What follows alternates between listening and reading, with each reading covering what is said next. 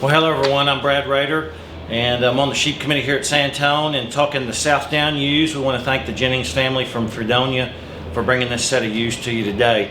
A little bit of difference in these ewes. All of them have some class-leading traits and all of them have some problems, and so we're probably thinking that it's going to be scattered a little bit on how they're placed across the board. So as a committee, though, we come together and thought maybe one ewe kind of fell out of this class as we watch her walk around the ring. Let's talk about her a little bit. We're going to put her last.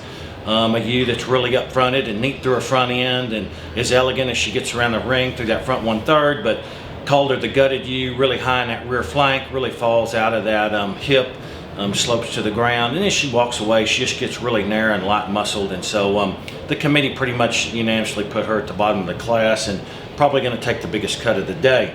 So then that leaves us 3 ewes to sort as we kind of watch them walk around. We have 2 ewes that are a little bit more moderate in their frame size, and that's 2 and 4. And then we got a ewe that kind of, in our thoughts, really matched the 1 ewe, and that was the 3 ewe.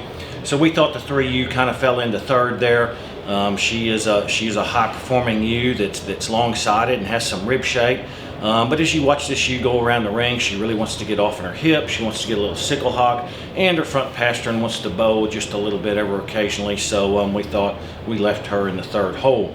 So that leaves 2 ewes to sort there at the top pair in 2 and 4.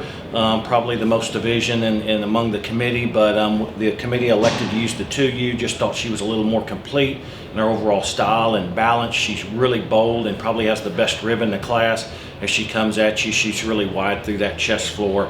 Does disappoint you just a little bit as she moves away. Maybe wants to roll out of that hip just a little bit.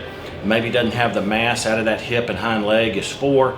But we just thought she was the more complete ewe and used her to win the class. So that leaves the 4 ewe there in 2nd. A ewe that just probably the powerhouse ewe. She's probably the heaviest condition of the day, but just in terms of mass and volume, she's really thick down that top, really square, and carries a ton of muscle down through that lower leg.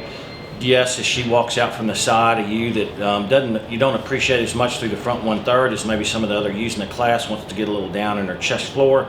Neck maybe ties in just a tick lower. But as those top 3 ewes, there wasn't a ewe that just was extremely well fronted, and so we decided to leave her in 2nd. So Southdown ewes placing 2, 4, 3, 1. Thank you.